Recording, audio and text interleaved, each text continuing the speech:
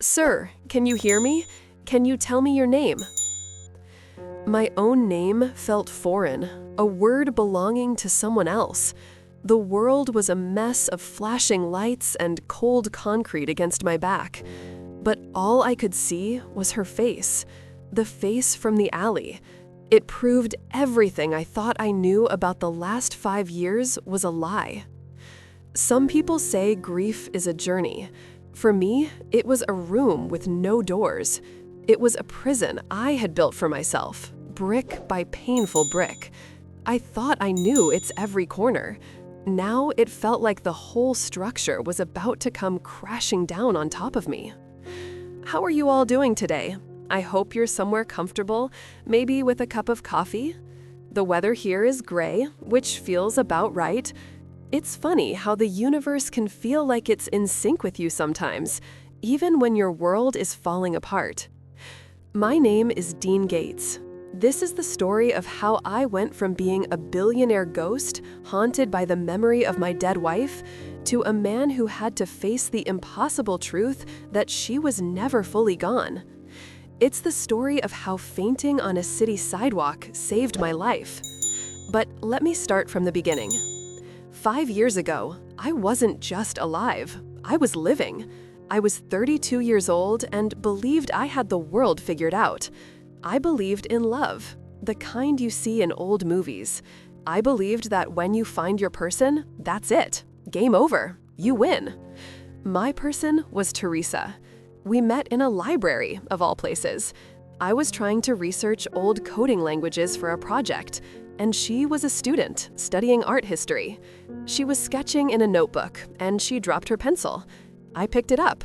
It was that simple, that normal. From that day on, my life was split into 2 parts, before Teresa and after Teresa.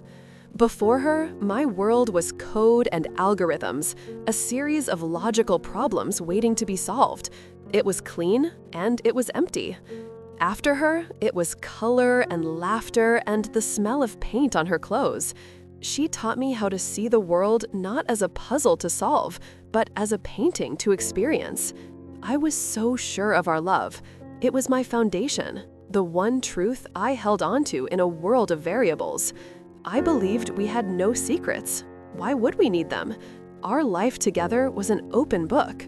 I gave her everything I had. Not the money, but the parts of me I'd never shown anyone else. I trusted her completely. We were happy. It was a simple, profound happiness that filled every corner of our home. Her art filled the walls, and her music filled the silence that used to follow me around.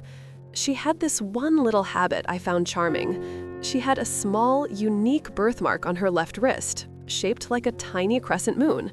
She was always a little shy about it, and usually covered it with a worn leather bracelet she never took off. She'd told me a story once about kids making fun of it when she was young. It seemed like a small, harmless insecurity, the kind of thing that makes a person even more real, more lovable. I never questioned it. It was just a part of her, like her laugh, or the way she'd hum when she was concentrating on a painting. Our plan was simple. We were going to grow old together. We were going to have kids, fill our big, quiet house with noise and chaos. We had a timeline. This year, we'd travel. Next year, we'd start a family. Everything was set. There was a calendar on our kitchen wall, our future mapped out in Teresa's beautiful handwriting, a future that was set in stone.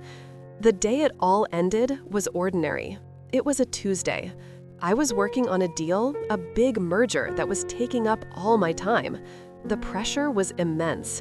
We had to close the deal by the end of the month, or our biggest competitor would get the upper hand. It was a ticking clock that had me wound so tight I could barely sleep. Teresa was the one who kept me grounded. That morning, she'd made me breakfast and told me I needed to breathe. "It's just business, Dean," she'd said, smiling. "It'll be there tomorrow." She was going to visit a gallery downtown. I kissed her goodbye. I told her I loved her. I didn't know it would be the last time.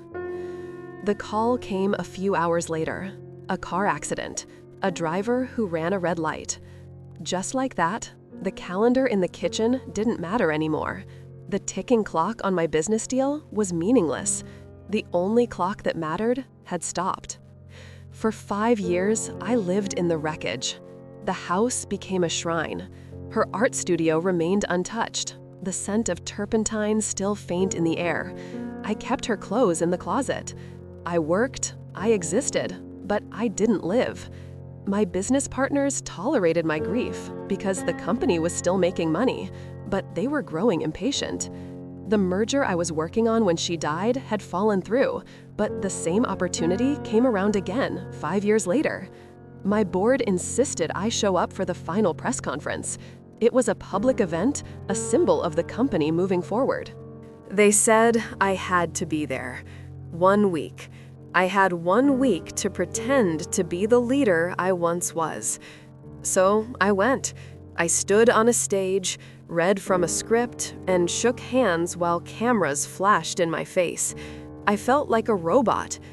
Afterward, my driver was bringing the car around. I was standing on the curb, surrounded by my security team, when I saw her. Across the street, huddled in the doorway of a closed shop to escape the wind. She was trying to pull her thin jacket tighter, and when she looked up, her eyes met mine. It was Teresa. It was my Teresa's face. The same eyes, the same nose, the same curve of her lips. My mind screamed, but no sound came out. It was impossible. A ghost? A hallucination? The world tilted, the city lights blurring into streaks. My legs gave out, and the last thing I remember was the hard, cold shock of the pavement. I woke up in a hospital room. It was white and sterile, the exact opposite of the life Teresa and I had built. My head of security, a man named Arthur who'd been with me for a decade, was standing by the window. He looked grim. "We're taking you home, sir," he said. His voice was quiet. "The woman," I managed to say, my throat dry, "the woman in the doorway, you have to find her." Arthur nodded slowly. "We already did. After you collapsed, my team kept an eye on her. Her name is Emily. She's homeless, been living on the streets for a few years." Relief washed over me, so powerful it almost made me dizzy. She was real. I wasn't crazy. I need to see her. I need to talk to her. "Dean," Arthur said, and his use of my first name made me stop. He only ever called me sir. "There's something else. When I was looking for her, I accessed the city's public records, facial recognition databases. It was a long shot, but I found a match. Not for Emily, for your wife." I stared at him, confused. "For Teresa? What are you talking about?" He walked over and handed me a tablet. On the screen was a scanned document. It was a birth certificate. It listed 2 names, born on the same day, just minutes apart. The first name was Teresa. The second name was Emily. The tablet felt heavy in my hands, a tombstone carved with 2 names, Teresa and Emily. The words swam before my eyes. A twin. All those years, all those late-night conversations where we shared our deepest fears and biggest dreams, and she never mentioned a sister. It wasn't just a secret. It was a missing piece of her, a whole person she had erased from her life. The grief I had carried for 5 years felt suddenly hollow. It was based on a lie. The woman I mourned wasn't the whole woman. "Get my clothes," I said to Arthur, my voice raspy. The sterile hospital room felt like it was closing in on me. "I'm leaving." "Sir, the doctor wants to keep you for observation," Arthur said, his tone firm but respectful. "The shock isn't over," I told him, swinging my legs over the side of the bed. "I'm not staying here. I need to see her. Now." Arthur didn't argue further. He knew that look on his face. He helped me get dressed and signed the discharge papers against medical advice. In the car, the city lights blurred past the tinted windows. I felt disconnected from everything. The perfect, polished image of my life with Teresa was shattering like glass. "Where is she?" I asked, staring straight ahead. My team located her at a downtown shelter, Arthur replied. Dean, I have to advise against this. We know nothing about this woman. The fact that Teresa never mentioned her is a massive red flag. She could be unstable. She could be looking for a payday. I don't care, I said, and I meant it. Money was the last thing on my mind. Teresa lied to me. For our entire marriage, she lied. I need to know why. And that woman is the only person who might have the answer. The shelter was in a part of the city I usually only saw from a distance. It was a simple brick building, the windows glowing with a dim yellow light. It was a world away from my cold, empty mansion. Arthur stayed by the car while I went in. A woman at the front desk pointed me towards a common area, a large room filled with cots and the low murmur of conversation.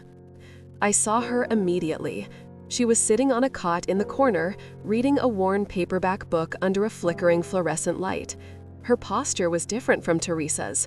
Where Teresa had been open and graceful, this woman was coiled, self-contained, as if ready to spring away at a moment's notice. She was thinner than I remembered Teresa ever being, but the face, it was uncanny. Seeing it again, knowing it was real, sent another jolt through my system. I walked over, my heart pounding in my chest. I had no plan. What was I supposed to say? Hello, I was married to your identical twin sister who I never knew existed? She looked up as my shadow fell over her book. Her eyes narrowed. They were the same shape as Teresa's, but they held a different light. They were guarded, wary. "Can I help you?" she asked. Her voice was lower than Teresa's, with a rough edge to it. "My name is Dean Gates," I began, my own voice sounding strange. She gave a short, humorless laugh. "I know who you are. You're the guy who fainted on the street today. It's all over the news. What do you want?" Her directness threw me. I'd like to help you." She closed her book, her eyes never leaving my face. "Help me how? By offering me your pity? I don't need it." "It's not pity," I said, struggling to find the right words. "I can give you a place to stay, a safe place, food, anything you need." She studied me for a long moment, a deep suspicion in her gaze. "People like you don't just hand out favors. There's always a price. So what is it? What do you want from me?" I looked at her face, this impossible reflection of the woman I loved, and a wave of pure desperation washed over me.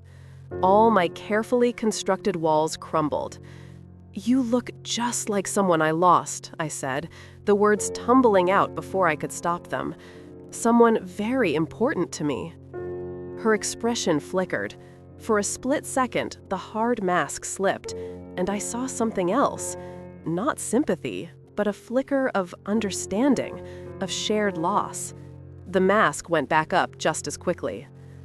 "A lot of people look like other people," she said, her voice flat. "That's not my problem." "Please," I said, and the word felt heavy, pathetic.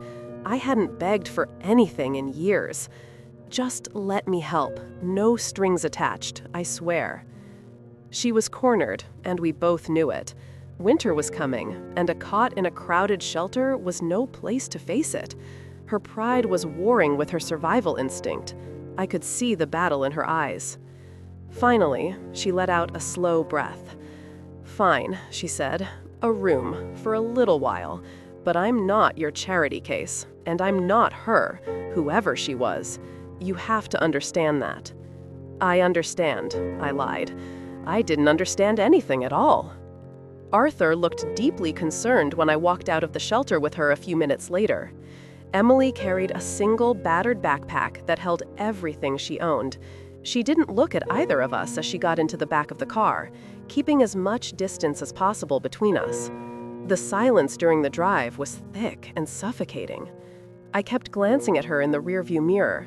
I saw the way her hands were clenched in her lap, the tension in her jaw. She was a stranger, yet so horribly familiar. This was a betrayal. I was bringing a stranger into our life, into the world I had so carefully preserved for Teresa. But then, hadn't Teresa betrayed me first? The question echoed in the silent car. Every memory I had was now tainted with this new reality. Every shared smile, every secret whispered in the dark, was now shadowed by the one massive secret she had kept. I decided not to take her to the main house, not yet. I couldn't bear to see her in Teresa's spaces. Instead, I had Arthur drive us to the guest house on the far side of the property. It was a small, self-contained home, comfortable and clean, but it wasn't our home. It was neutral ground. When we arrived, Arthur opened her door.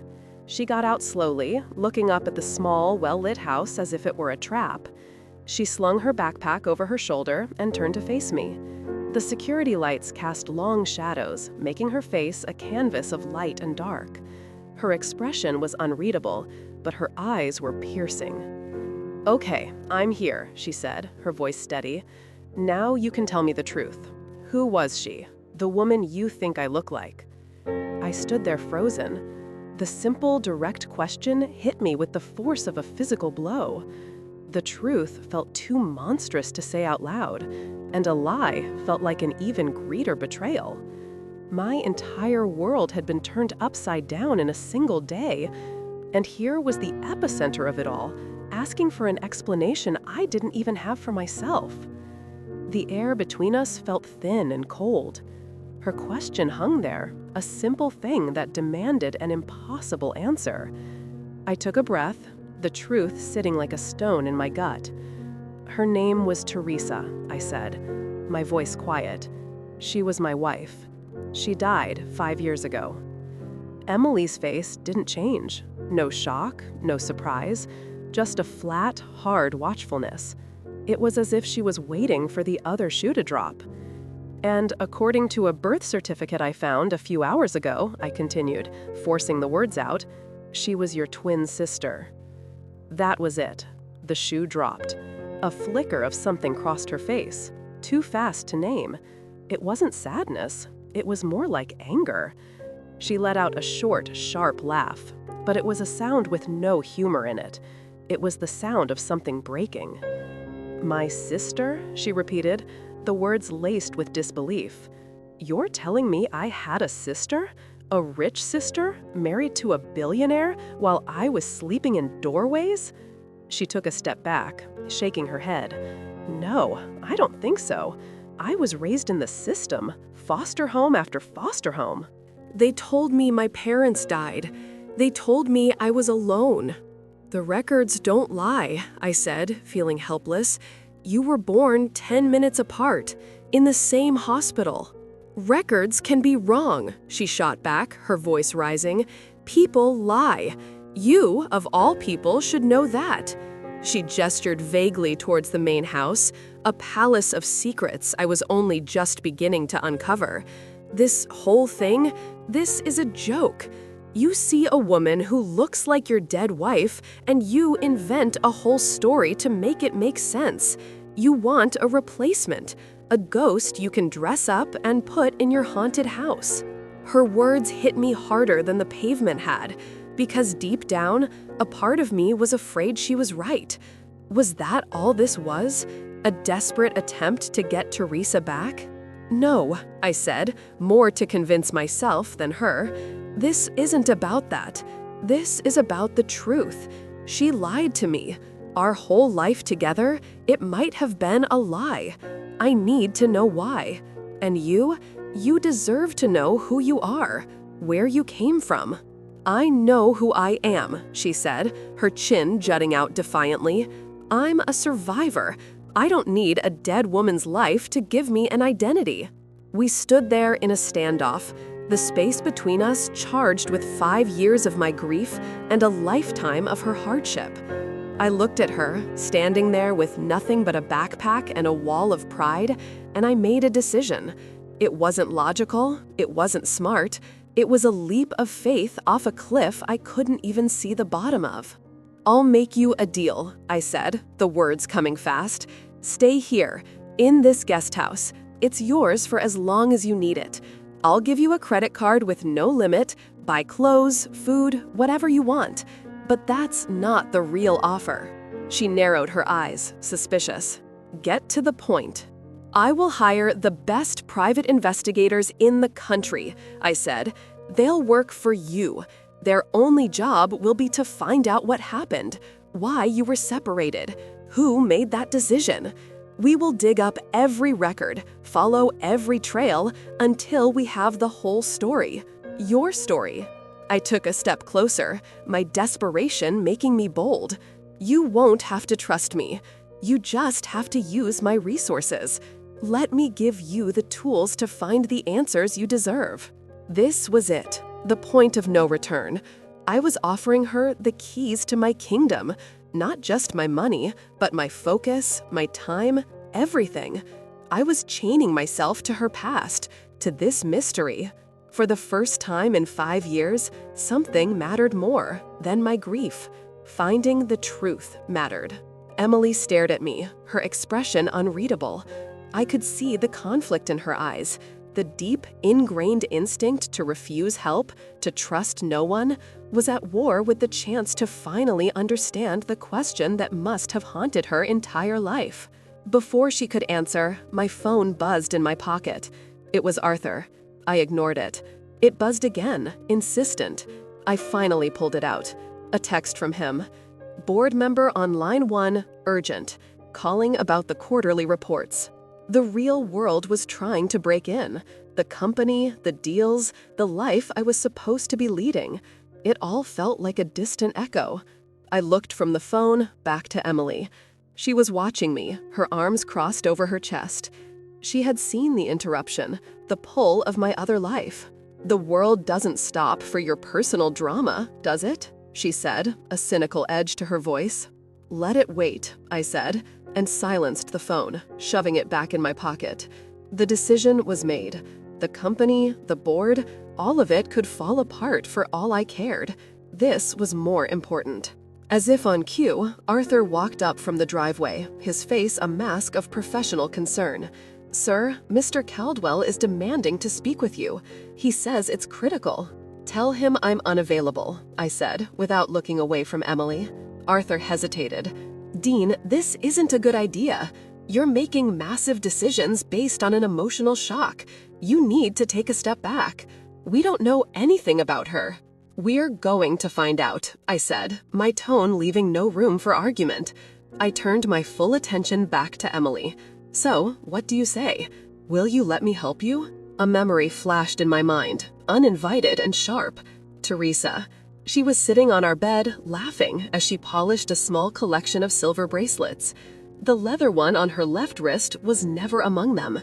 She never took it off.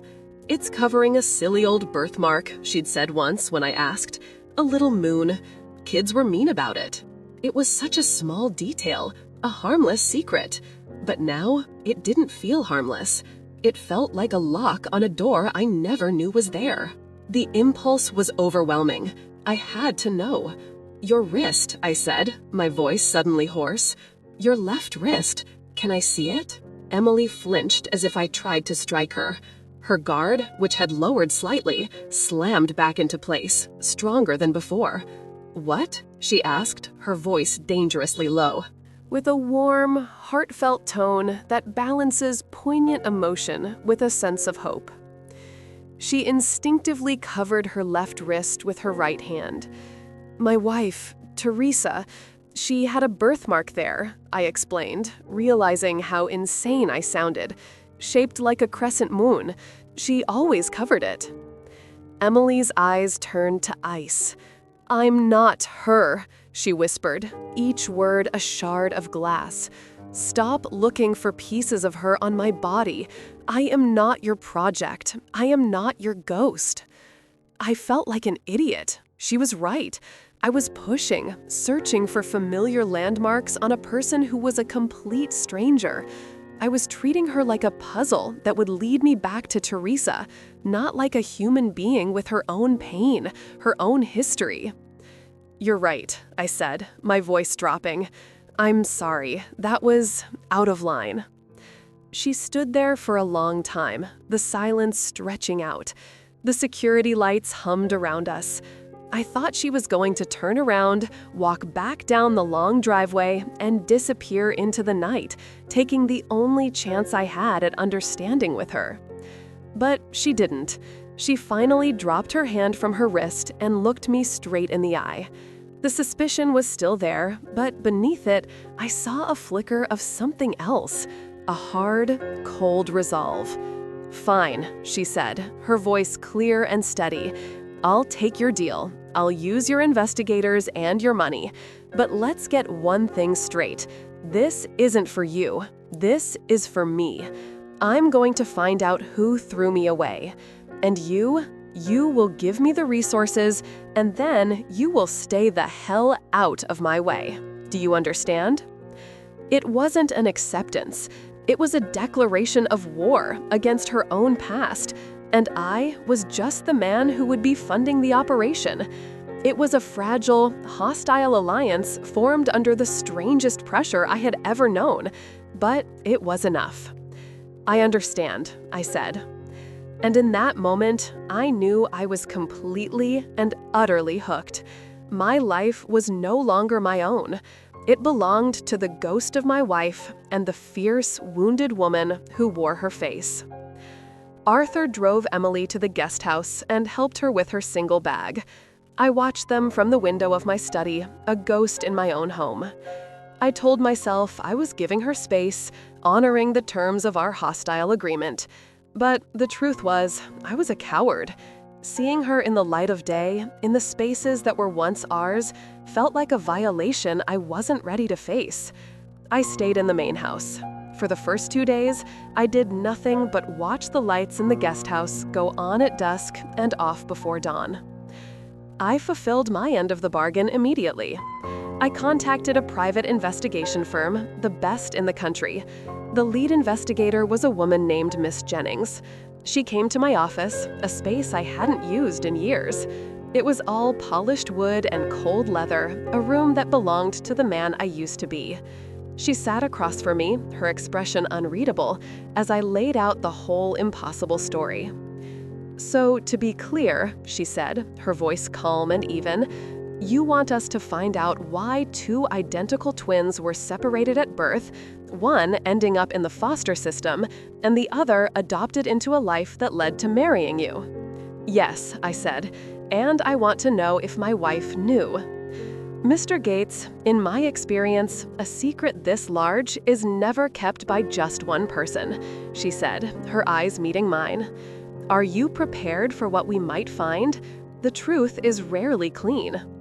"I'm not paying for clean," I told her. "I'm paying for the truth." She nodded once, a crisp, final gesture. "We'll start with the hospital records and the adoption agency. We'll be in touch." The next few days were a blur. The silence in my house felt different now. It was no longer just empty, it was heavy with questions. Arthur tried to pull me back to the real world.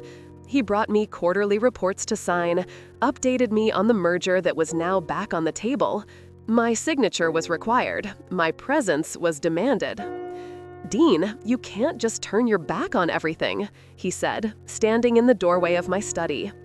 A delivery truck had just dropped off several boxes, clothes, food. Emily is equipping herself for the fight.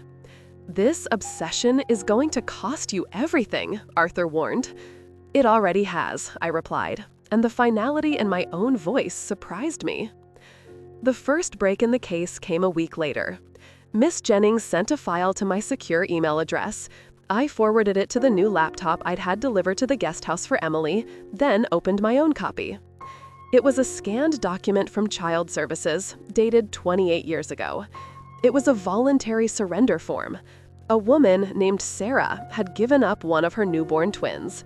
The reason listed on the form was brutally simple: inability to provide care. The file stated the mother was a single parent with no resources and had chosen to keep the healthier of the 2 babies, Teresa. With a warm, heartfelt tone that balances poignant emotion with a sense of hope. Emily had been smaller, weaker. A choice had been made. It felt like an answer, albeit a cruel one. It was a story of poverty and desperation. I thought, maybe this is it. Maybe this is the whole story. I felt a strange sense of relief. It was tragic, but it was simple. There was no grand conspiracy. I needed to talk to her. I needed to see how she was taking the news. I walked over to the guest house, my heart pounding.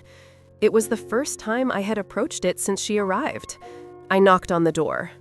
No answer. I knocked again, harder this time. I tried the handle. It was unlocked.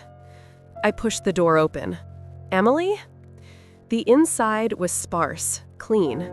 She had pushed all the comfortable furniture against the walls. In the center of the living room, she had set up a large table. The documents from Miss Jennings were spread out across it, organized into neat piles. It looked like a command center. She was standing over the table, her back to me, staring at the surrender form. "They didn't even give me a name," she said, her voice quiet and rough. She tapped the document. "I was just Baby B." She turned to face me, and her eyes were burning. There was no sadness in them, only a cold, hard rage. "So your wife got a name and a family, and I got a letter of the alphabet." It was a terrible situation, I said, feeling foolish as soon as the words left my mouth. Her mother was alone. She had nothing. "Don't you dare make excuses for her," Emily snapped. "She made a choice. She looked at two babies, her babies, and she picked one. She threw the other one away like garbage." "Teresa never knew," I said, trying to find some common ground, some shared piece of this tragedy we could stand on together. She would have been horrified. This wasn't her fault. Emily laughed, a bitter, painful sound. "Wasn't it? She lived the life that should have been mine, or at least half mine. She got everything." She looked around the small, luxurious guest house. "She got this. She got you. What did I get? A cot in a shelter and the pity of a billionaire who thinks I look like his dead wife?" Her words cut deep because they were true. We were standing in two completely different realities, shaped by a single decision made almost 3 decades ago. There was no common ground. There was just a chasm between us, dug by a life of privilege on one side and a life of survival on the other. "I'll leave you alone," I said, backing towards the door. This was a mistake. She wasn't looking for comfort from me. She was looking for justice. And I was just the man who paid the bills. The investigation continued. Small details trickled in. The name of the family that adopted Teresa, the school she went to. It was all information I already knew, but seeing it laid out in an investigator's file made it feel foreign and sterile. Then Miss Jennings called me directly. "We found something you need to see," she said. "It's sensitive." She sent another file. It contained bank statements from a trust set up for Teresa by her adoptive parents. I scanned through them, pages and pages of normal transactions. Then I saw it. A recurring withdrawal, $500, in cash, on the 15th of every month for the last 10 years, right up until the month she died. The withdrawals were always from the same ATM, in a rough neighborhood downtown. A neighborhood just a few blocks from the shelter where I found Emily. My blood ran cold. The simple, tragic story of a mother's choice evaporated. This was something else. Teresa knew. It was the only explanation. Did she know she had a sister? Was she trying to help? Or was this something else? Blackmail? My memories of Teresa started to shift, to warp. I remembered all the times she'd said she was going to a gallery opening downtown, or meeting an old friend for lunch. I never questioned it. Why would I? But now, every memory felt like a potential lie.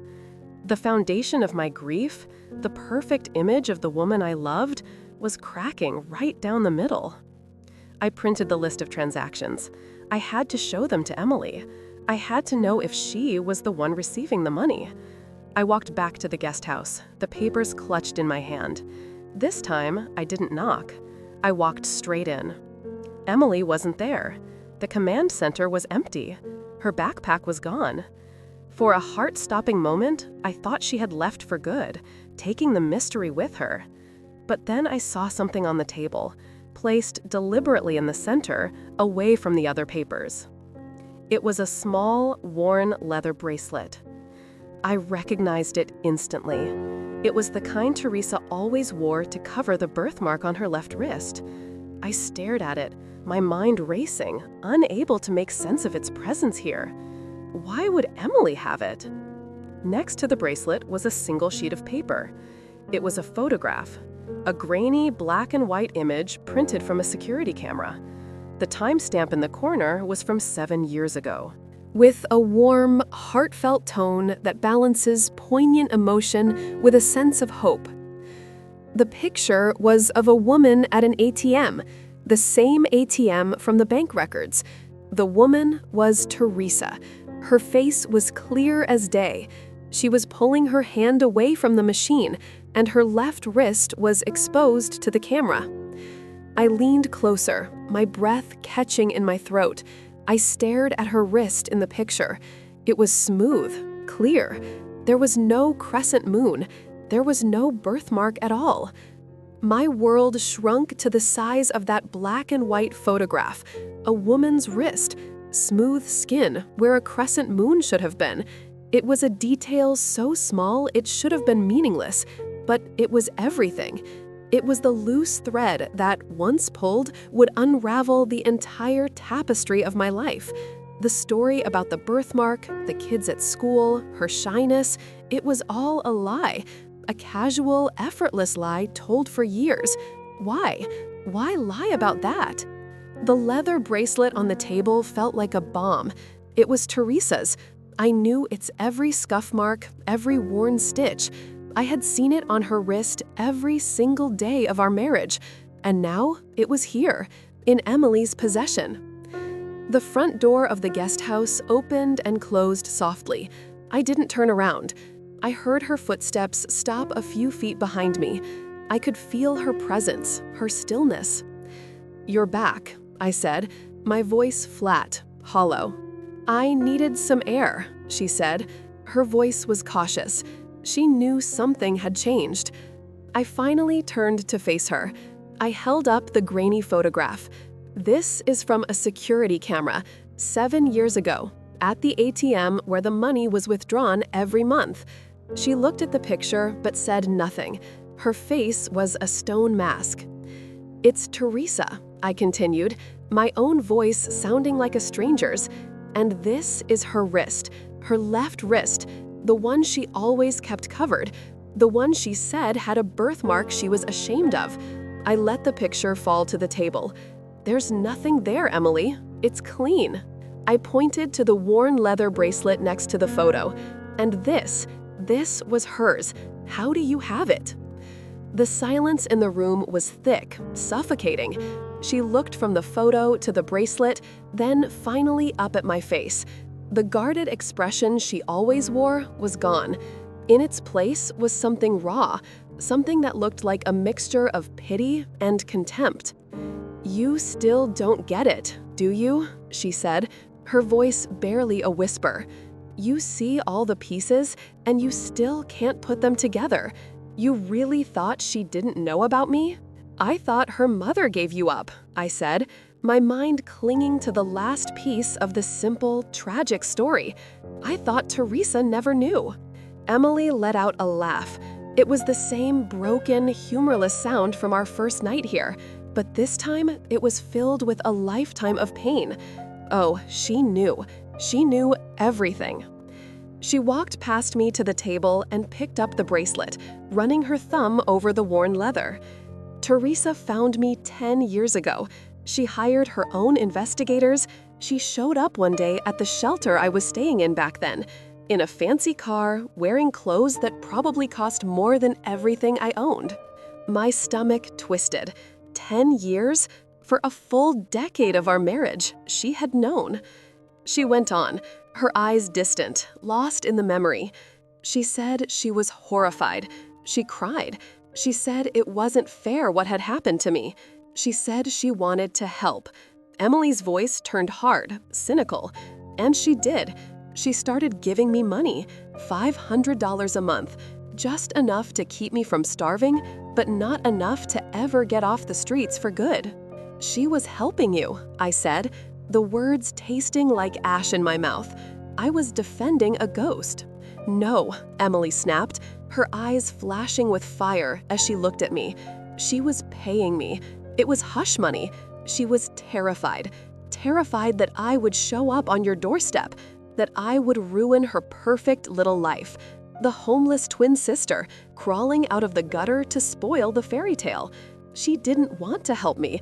She wanted to manage me, to keep me quiet and out of sight. The room felt like it was tilting. The air was thin.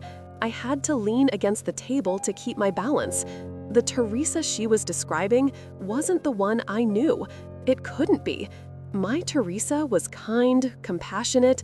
She cried during sad movies. She rescued a stray dog from the side of the road. The birthmark? I whispered, the question feeling insane. Emily looked down at the bracelet in her hand, then held it out for me to see. This wasn't hers, Dean. It was mine. I made it, a long time ago. When she found me, she saw I had a birthmark on my left wrist, a little crescent moon. She dropped her hand and for the first time pushed up the sleeve of her jacket. There it was, faint against her warm brown skin, but unmistakable, the tiny crescent moon. My vision blurred. It was all a lie, all of it. She became obsessed with it, Emily said. She thought if anyone ever saw me, they might see the birthmark and connect us. It was a loose end, so she created a story for you. A simple, silly story about being teased as a kid. She started wearing my bracelet to cover her own wrist. It was a brilliant move, really. It turned a potential liability into a charming little insecurity. A secret she could share with you to make you feel closer to her, all while she was hiding the biggest secret of all. The love story I had built my life around wasn't real. It was a performance, a carefully crafted illusion. Our shared secrets, our moments of vulnerability, were any of them real? Or was it all just part of the act? The grief I had carried for 5 years felt like a joke. I hadn't been mourning a person. I had been mourning a character she played. The last time I saw her was a week before the accident, Emily said, her voice breaking for the first time. The mask was finally gone, and all that was left was the raw wound underneath. I told her I couldn't do it anymore. I told her the money wasn't worth it. I wanted a life.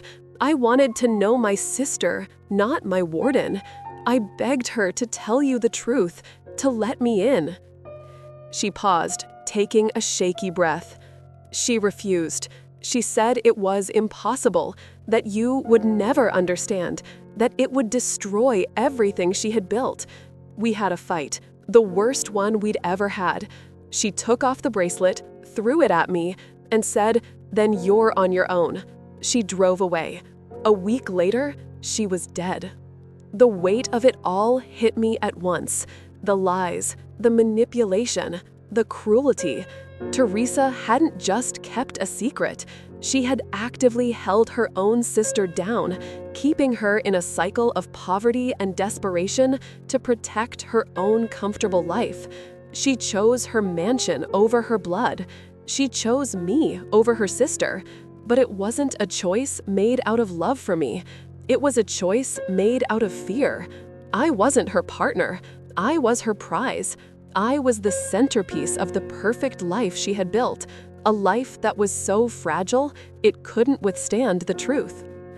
I thought about Arthur, my head of security, my one constant. His warnings echoed in my head. We know nothing about this woman. The fact that Teresa never mentioned her is a massive red flag. You're making massive decisions based on an emotional shock. He was right. He had been right all along. But I couldn't face him. I couldn't admit that my entire marriage, the sacred memory I had defended against the world, was a fraud. Admitting that would mean admitting the last 5 years of my life, the years I spent in a prison of grief, were for nothing. I was completely alone, stripped of my past, my love, my grief. The only person in the world who understood the truth of my shattered reality was the woman standing in front of me, a woman who saw me as nothing more than a symbol of the life that was stolen from her. I looked at Emily, truly looked at her for the first time, not as a ghost of Teresa, not as a puzzle to be solved, but as a woman who had been betrayed far more deeply than I had. She had spent a decade being controlled by the sister who should have saved her, and I was the man's life, was the cage she was kept out of. "She chose this," I said, the words feeling like stones in my throat. I gestured around the guest house, at the property, at the life Teresa had so desperately protected. "She chose all of this over you." "Yes," Emily said, her voice quiet but firm. "She did." The devastation was complete. It wasn't a slow crack, it was a detonation. Everything I believed was gone. The woman I loved was a stranger, a manipulative, frightened stranger who built a beautiful house of cards and left me to live in it. My grief wasn't a tribute to a great love. It was a monument to a great lie. And I was the fool who had spent 5 years polishing it. The space between us was a graveyard of unspoken things. I walked out of the guest house and back to the main house, but it didn't feel like my home anymore. It was a museum of lies. Every painting Teresa had made, once a source of comfort, now seemed to mock me. Her brushstrokes looked like carefully constructed deceptions. The life we built together wasn't a collaboration. It was a stage she had designed, and I was her audience of one. I went to the bar in my study and poured a drink, then another. The burn in my throat was the only thing that felt real. For 5 years, I had mourned the woman who died in that car crash. Now, I have to mourn her all over again. But this time, I was mourning the fact that she had never existed at all. The kind, open, loving woman I married was a ghost, and the real Teresa was a stranger who was terrified of her own shadow. A stranger who would leave her own sister to rot on the streets to protect a lie. The phone rang. It was Arthur. I let it go to voicemail. It rang again. A board member. I silenced it and threw it across the room. It hit the wall with a dull thud and slid to the floor. What did any of it matter? The company, the merger, the endless pursuit of more. It was all part of the set dressing for the perfect life Teresa wanted. I had built an empire for a woman who was living a lie. For the next few days, I barely left the study. I watched the guest house from the window. I saw Emily come and go. She moved with a new purpose. She wasn't a victim anymore. She was a hunter. I saw the deliveries, the files from Miss Jennings piling up. She was building her case, waging her war, while I was dissolving in alcohol and self-pity. One afternoon, she walked over to the main house. She didn't knock, just opened the front door and came inside, calling my name. She found me in the study, surrounded by empty glasses. She looked at me, then at the mess. There was no pity in her eyes. There was something colder, disappointment. "This is what you do?" she asked, her voice sharp. "You find out your whole life was a lie, so you decide to just drink yourself to death? Pathetic." "What do you want from me, Emily?" I slurred, gesturing vaguely around the room. "A round of applause? You were right. My wife was a monster. You win." "This isn't a game," she snapped, "and I didn't come here for you. I came for this." She walked over to my desk and picked up a thick financial ledger, the one detailing the family trust. Miss Jennings found the name of Teresa's adoptive parents. They're still alive. They live a few hours from here. I'm going to see them." The thought of her confronting them sent a spike of something through the fog of my intoxication. Fear, not for them, but for what else she would uncover. What other lies were buried? "Don't," I said. "Just let it go. What's the point?" "The point?" She laughed, that same bitter sound. "The point is my life, the one that was stolen from me. The point is getting answers, something you're too much of a coward to do." She tucked the ledger under her arm. "I had the investigator book me a car. I'm leaving in an hour." She turned and walked out, leaving me alone in the silence. Her words stung. Coward. She was right. I was hiding. I was so afraid of the truth that I was letting it destroy me in the dark rather than facing it in the light. A few hours later, Arthur used his master key to let himself in. He found me in the same spot. He took the glass from my hand and put it on the desk. His face was a mixture of frustration and deep concern. "This has to stop, Dean," he said, his voice low but firm. "The board is in a panic. You've missed 3 critical meetings. Caldwell is threatening to call for a vote of no confidence. You're going to lose the company." "Good," I said. "Let him have it. It's all built on a lie anyway." Arthur sighed, running a hand over his face. "It's that woman, isn't it? Emily. She's gotten into your head. What has she been telling you?" I looked at him, my oldest and most loyal employee, the only person, I thought, who was truly on my side. And a dam inside me broke. I told him everything. The birth certificate, the monthly payments, the fake birthmark, the bracelet. I laid out the entire ugly story, the words spilling out of me in a torrent of pain and rage. I needed someone else to see it, to validate the insanity I was living in. I expected him to be horrified. I expected him to finally understand. Instead, he just stared at me, his expression hardening. "And you believe her?" he asked, his voice full of disbelief. "It's the truth, Arthur. The proof is all there." "The proof is a story told by a homeless woman who showed up the exact day your company closed a multi-billion-dollar deal," he said, his tone turning clinical. "A woman who looks exactly like your late wife. A woman who is now living on your property, spending your money. Dean, can't you see it? This is a scam. A sophisticated, cruel scam. She's a predator who found a grieving man and is systematically destroying him." His words were like a physical blow. The one person I thought I could lean on was pushing me away. He wasn't protecting me. He was protecting the memory of Teresa. He was protecting the lie. "You're wrong," I whispered. "Am I?" he challenged. "Teresa was a good person, a kind soul. She wouldn't do something like this. This woman is a liar, and she is going to take everything from you if you let her." He took a step closer. "Let me handle it. I'll have her removed from the property. I'll get a restraining order. We can make this go away." "Get out," I said, my voice shaking with a rage that burned through the alcohol. "Dean, listen to me." I said, "Get out," I roared, pointing towards the door. "You're fired. Get out of my house, now." Arthur stood frozen for a moment, his face a mask of shock and hurt. Then he nodded slowly, a look of profound disappointment in his eyes. He turned and walked away without another word. With a warm, heartfelt tone that balances poignant emotion with a sense of hope. The door clicked shut behind him, and the sound echoed in the empty house. It was the sound of my last anchor breaking loose. I was completely adrift. 2 days later, a courier delivered a thick envelope. It wasn't from the company, it was from a law firm. Inside was a formal letter.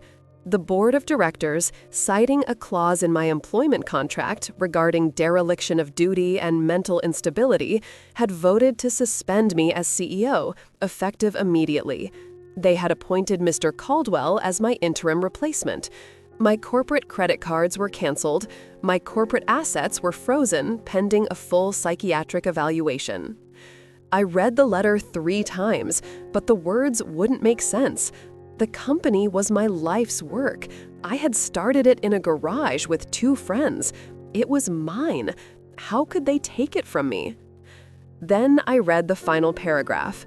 The motion to suspend me had been proposed by a non-voting member of the board's advisory council, a man they had consulted as a character witness regarding my recent erratic behavior.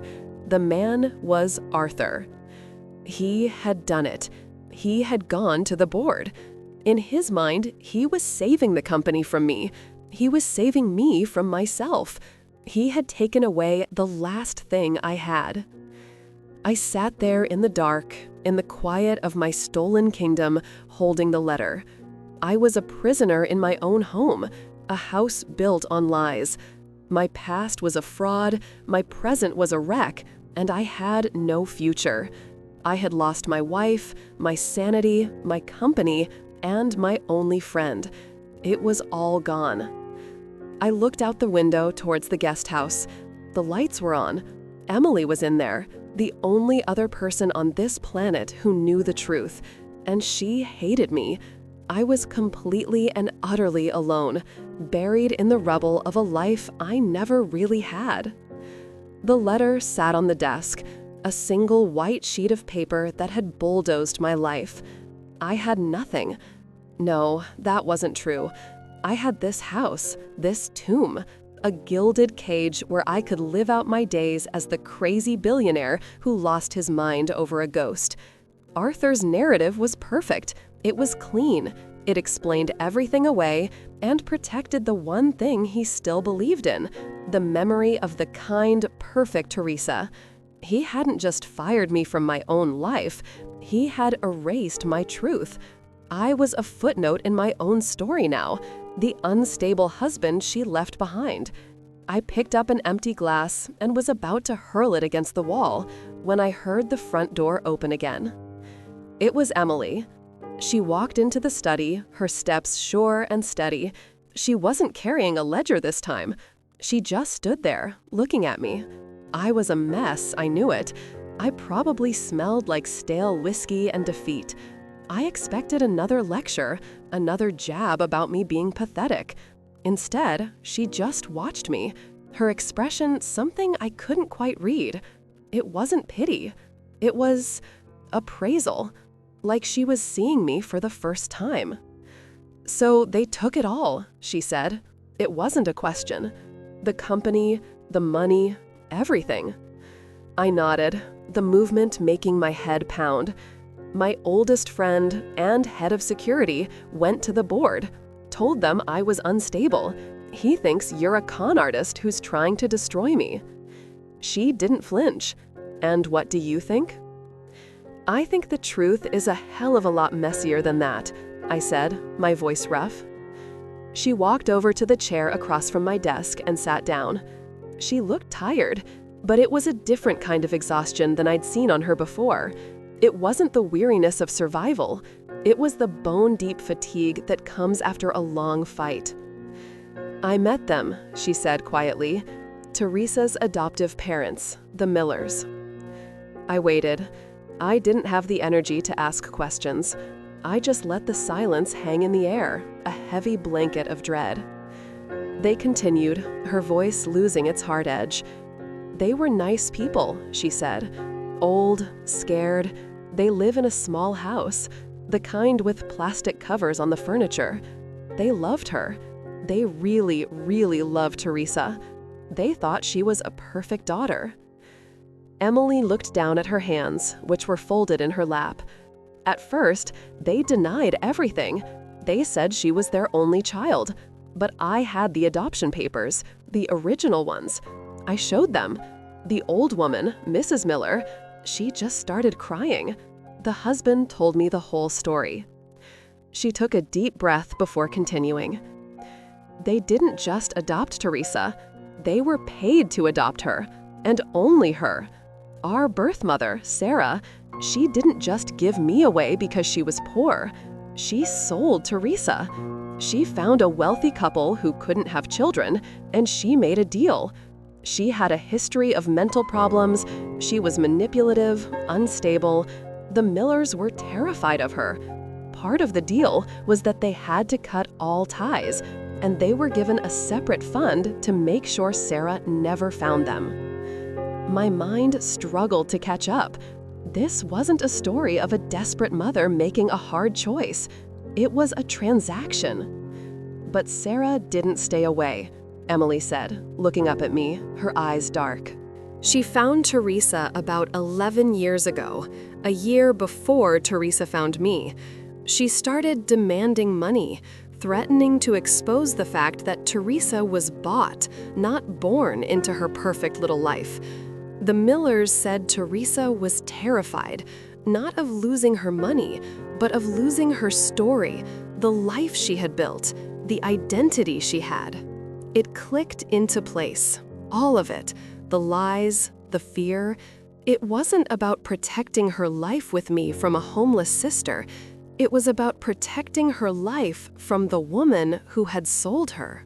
The money Teresa was giving me, Emily said, her voice dropping to a whisper, it wasn't just to keep me quiet from you. She was trying to keep me hidden from Sarah, our mother. Sarah knew she'd had twins. Teresa was afraid that if Sarah found me, she would have 2 people to bleed dry instead of just one. She wasn't just protecting herself. She was, in her own twisted way, trying to protect me too. The word monster that I had assigned to Teresa felt suddenly cheap and wrong. She wasn't a monster. She was a victim, just like Emily. A victim of a different kind of cage, one built of fear and lies she felt she had to maintain. Her cruelty to Emily wasn't born from malice, but from a deep, paralyzing terror of her own past. It didn't excuse what she did, not at all. But it changed the shape of it. The ugly, simple story became a tragedy. The bracelet, I said, the memory surfacing through the haze. She gave it back to you. She said you were on your own. Emily nodded. We fought. I didn't understand what she was so afraid of. I thought it was you. I thought it was this life. But it was Sarah. The week before she died, Sarah had called her.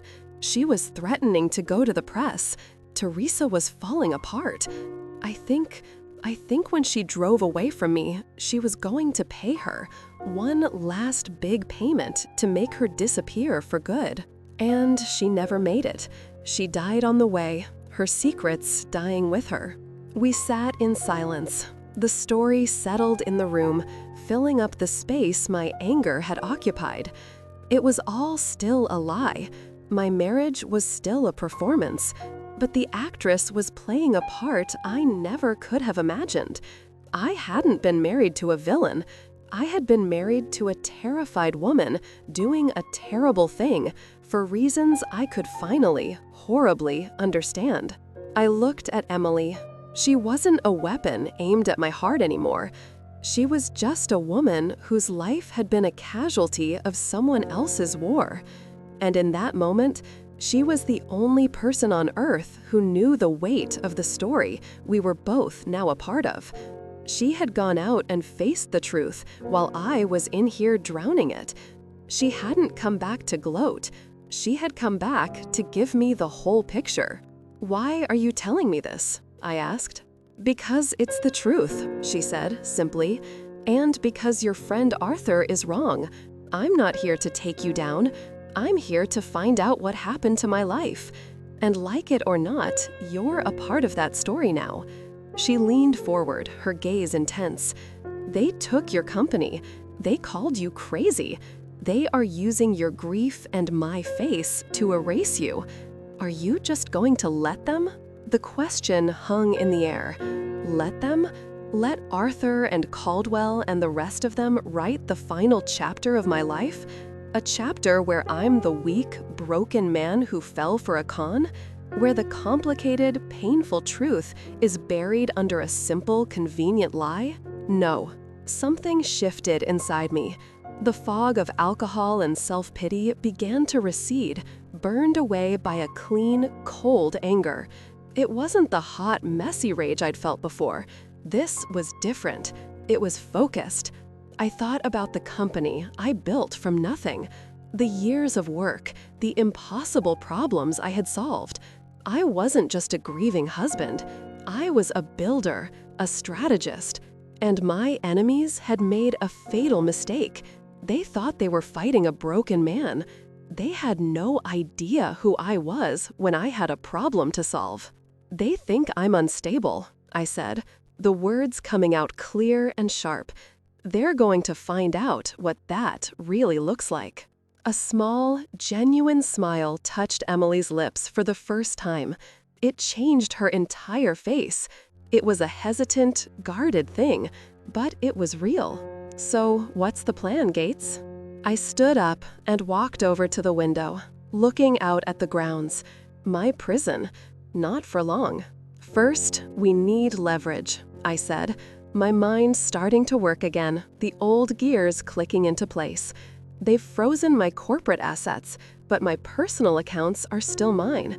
They're tied up in trusts that the board can't touch without a court order, and that takes time. Time they don't have."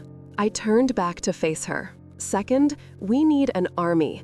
I'm going to hire a new legal team, the hungriest, most ruthless sharks I can find. Their job will be to tear apart every line of that suspension, to file so many injunctions and countermotions that Caldwell won't be able to find his own desk under the paperwork." With a warm, heartfelt tone that balances poignant emotion with a sense of hope. The energy was coming back, a feeling I hadn't had in 5 years. It was the thrill of the fight. "But that's all a distraction," I continued, the plan forming as I spoke. "The real war is for the narrative. Arthur painted a picture of me as a victim. We need to paint a new one. The one where I'm a man who uncovered a massive corporate secret, something that Caldwell and others on the board were trying to bury." Emily raised an eyebrow. "What secret?" "We're going to find one," I said. "Every company this size has skeletons. All we need is one. Something to make them look like the bad guys. Something to make my erratic behavior look like the pressure of a whistleblower, not a grieving husband. We flip the story." She stood up and walked over to me, stopping just a few feet away. "And what about me?" she asked. "What's my part in this?" I looked at her, really looked at her. Her strength, her resilience, her refusal to be a victim. She was the key. "You're not the con artist," I said. "You're the truth, and we're going to put you in front of them, not as a homeless woman, as Emily, Teresa's sister, a woman searching for justice for a life that was stolen. You're not the secret that broke me. You're the reason I'm fighting back." We stood there, the weight of everything between us, the ghost of Teresa, the lies, the pain, but something new was there now too, a fragile, unspoken alliance. We weren't just two people connected by a tragedy, we were partners. My world had been destroyed, yes, but standing here, in the rubble, with this impossible, fierce woman, I didn't feel broken anymore. I felt like I was finally starting to build something real. The boardroom was cold. I could feel the chill of the polished table right through my suit. Caldwell was at the head of it, in my chair, looking every bit the king of a stolen castle. His voice was smooth, full of fake concern as he laid out the final nails for my coffin. He held up a file. "The psychiatric evaluation is conclusive. Mr. Gates is suffering from a profound psychological breakdown, manifesting in paranoid delusions. It is the board's sad duty to protect the company and to protect Dean from himself. I call for a vote on his permanent removal." The doors at the far end of the room swung open. Every head turned. I walked in. I wasn't the man who had been hiding in his study for the past week. I was the man who had built this company. My suit was tailored, my steps were steady, and my expression was a flat, hard line. Beside me was my new lawyer, a woman whose reputation for ruthlessness was legendary. And on my other side, walking with a quiet confidence that filled the room, was Emily. She wore a simple, elegant dress. She didn't look like a victim. She looked like a survivor.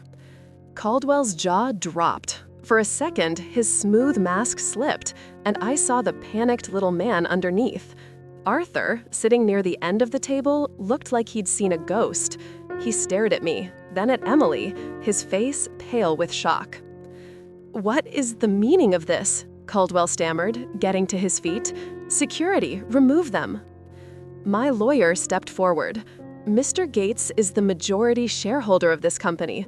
He has every right to be at this meeting. Sit down, Mr. Caldwell." The two security guards at the door looked at me, then at Caldwell, then back at me. They didn't move. They worked for me, not him. Caldwell sat down, his face turning red. I didn't take a seat. I stood at the end of the table, letting the silence stretch.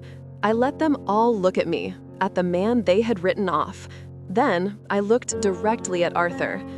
"You were my head of security for 10 years, Arthur.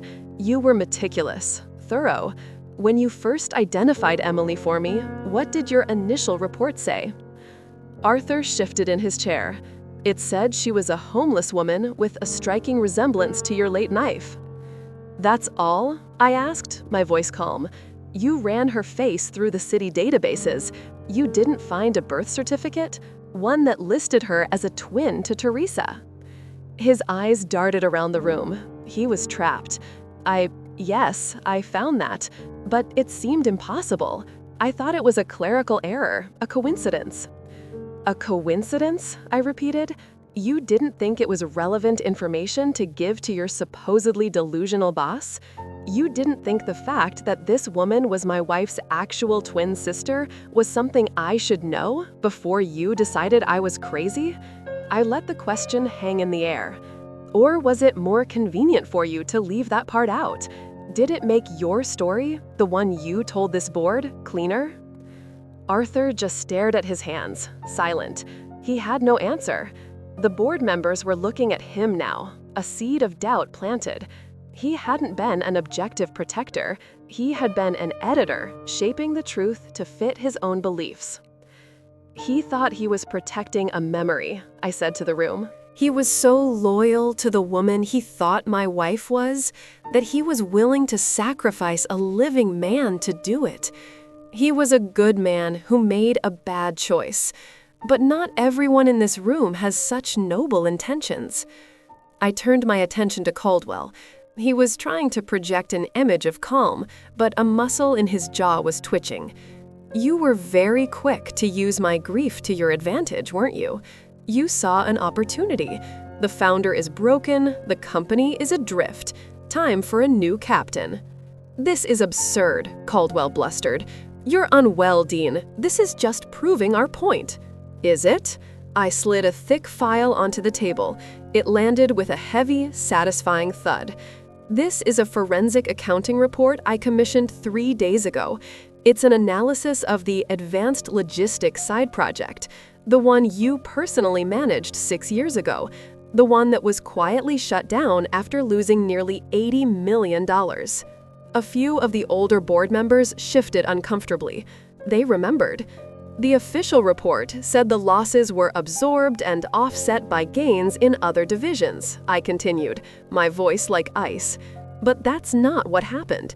You didn't absorb the losses. You hid them. You broke that $80 million loss into hundreds of smaller, untraceable expenses. Consulting fees to shell corporations, overpriced supply contracts. You buried the body parts all over the company, right under my nose. I was too busy grieving to notice. You counted on that." I pointed a finger at him. "The merger. The one I was working on when Teresa died, and the same one that's back on the table now. The reason you had to get me out wasn't just about taking my job. It was because you knew that during the due diligence process, their accountants would have found it. They would have torn our books apart and found the holes you've been patching over for 6 years. My breakdown was the perfect cover. get me declared incompetent, push the merger through yourself, and bury your crime for good. My lawyer slid copies of the report down the table to each board member. The room was silent, except for the sound of rustling paper. Caldwell was white as a sheet. His career was over, and we all knew it. This is a fabrication," he whispered, but his voice had no conviction. "My accountants are prepared to testify under oath," my lawyer said, her voice sharp, "and the SEC will likely be very interested in their findings." I let the weight of it all settle in. I had won, but I wasn't finished. I walked around the table until I was standing behind Emily's chair and placed my hands on her shoulders. She didn't flinch. She sat tall, her presence a solid, undeniable fact. "This is Emily," I said to the room. "She's not a delusion. She's not a con artist. She is my late wife's sister. For years, she was the victim of a terrible family secret, a secret that my wife, Teresa, kept out of fear. When I found Emily, I started looking for the truth, and it was that search for the truth that led me to the rot inside my own company, the rot that Mr. Caldwell represents." I looked around the table, meeting the eyes of each board member. "You were told that my connection to this woman was a weakness, a sign of instability. You were wrong. She is the reason I am standing here today.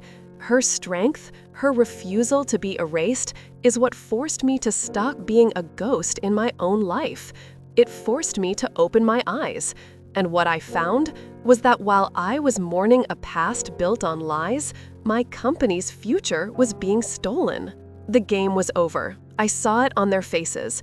The shock, the anger, the dawning realization of how they'd been played by Caldwell. I looked at Arthur one last time. His face was a wreck of shame and regret. He hadn't just been a pawn, he had been a willing one. He had chosen the comforting lie over the difficult truth.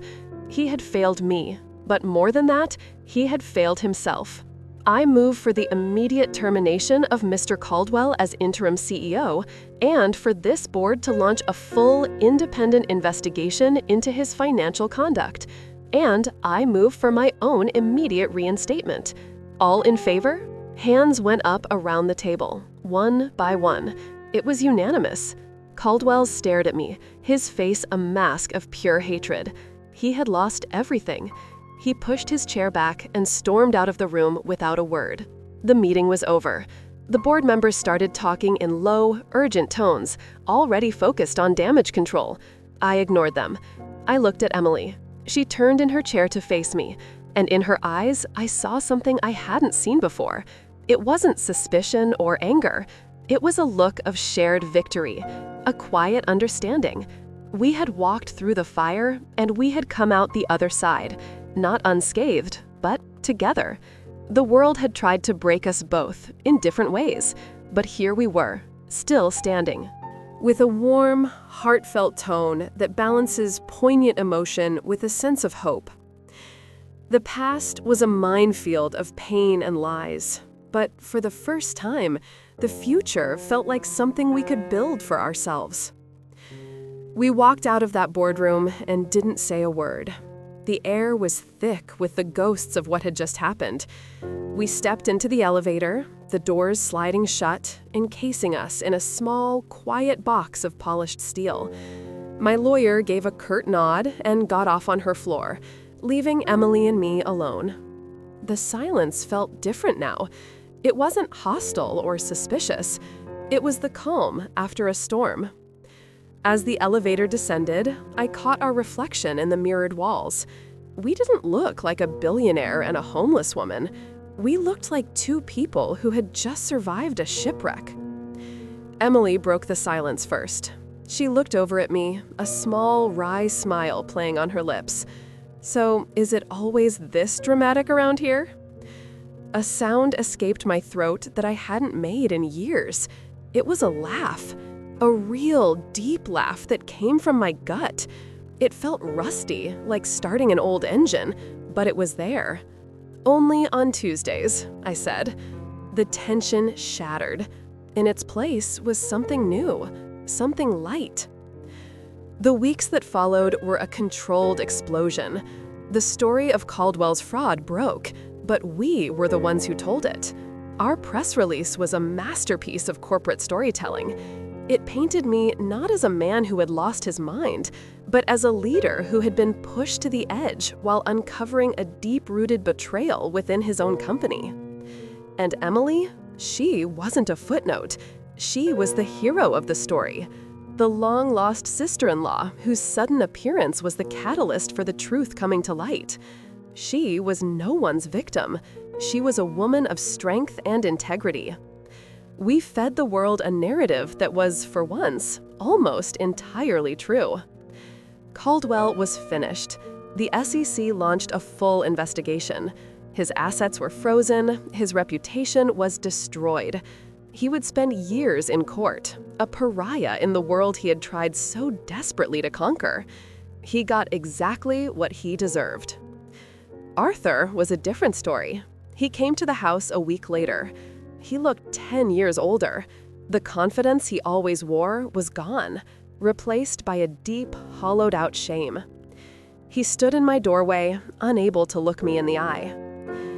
"I was wrong, Dean," he said, his voice barely a whisper. "I was so wrong. I thought I was protecting you, protecting her memory." I didn't invite him in. I just stood there, listening.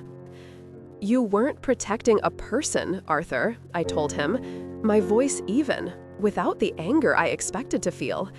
"You were protecting a story you wanted to believe, and you were willing to destroy a real person's life to keep that story clean." Tears welled in his eyes. "I know. I see that now.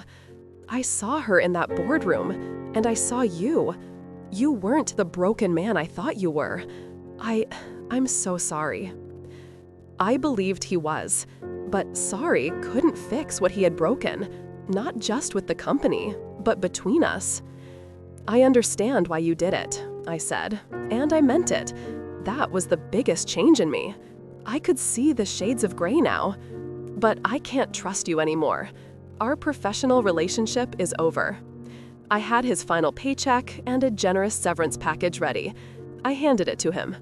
"I wish you the best, Arthur. I hope you find some peace." He took the envelope, nodded once, and walked away. I felt a pang of sadness watching him go, but no regret. Some things, once broken, can't be put back together in the same way. The biggest ghost, of course, was still Teresa. The house was full of her. Her clothes, her books, her art. It was a museum I couldn't live in anymore. One Saturday, I asked Emily if she would help me. I needed to pack up the art studio. I couldn't do it alone. She agreed without hesitation. We walked into the room together. The faint smell of paint and turpentine still lingered. Canvases were stacked against the walls, some finished, some just beginning. For hours, we worked in silence, carefully wrapping each painting in protective cloth. It wasn't sad, exactly. It was quiet, respectful. We were archiving a life, not erasing it. In the back of a closet, tucked away in a dusty portfolio, Emily found a series of sketches. They were charcoal drawings, quick and expressive. Most of them were self-portraits of Teresa. But then, Emily pulled one out and just stared at it. She held it up for me to see. It was a sketch of a woman huddled in a doorway, her face turned up towards an unseen light. The face was Emily's.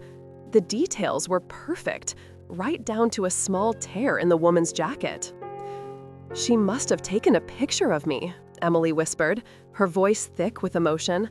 "From a distance, like I was a subject, an animal in the wild." I looked closer at the sketch. The technique was flawless, but there was something else in the lines. It wasn't cold or clinical. It was longing. There was a sadness in the way Teresa had drawn her sister's eyes. It was the work of a woman who was haunted. "I don't think she saw you as a subject," I said quietly. "I think she was trying to understand, trying to see the sister she never knew." It didn't excuse anything. It didn't wash away the pain or the years of neglect. But it was a flicker of humanity, a glimpse of the conflict that must have torn her apart. It was a piece of the real Teresa, not the saint or the monster, but the flawed, frightened woman in between. We decided together what to do with her art. We would donate the entire collection to a museum, along with an anonymous grant to establish a new wing for underrepresented artists. Her work would live on, but it wouldn't be trapped in my house.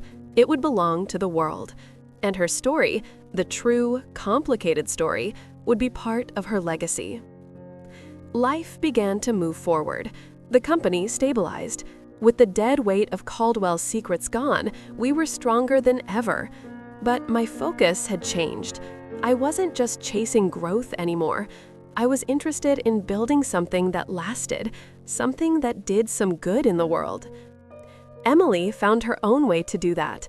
With the inheritance she was legally entitled to as Teresa's next of kin, a fortune she never asked for, she started a foundation. It provided housing, education, and job training for kids who were aging out of the foster system. She took the worst parts of her own story and used them to build a ladder for others. I joined the board of her foundation. We became partners in this new venture, just as we had been partners in uncovering the truth. About 6 months after the boardroom showdown, we were sitting on the back patio of the main house. The sun was setting. The house didn't feel like a tomb anymore. We had changed things, moved furniture, let in the light. It was just a house now, a place to live. We were sharing a simple meal, the kind of comfortable silence between us that only comes with time and shared experience. "You know," Emily said, looking out at the yard, "I spent my whole life feeling like a ghost, like I didn't really exist. I was just baby B, a mistake that got thrown away." She turned to me, her eyes clear and steady. "I know who I am now." "So do I said.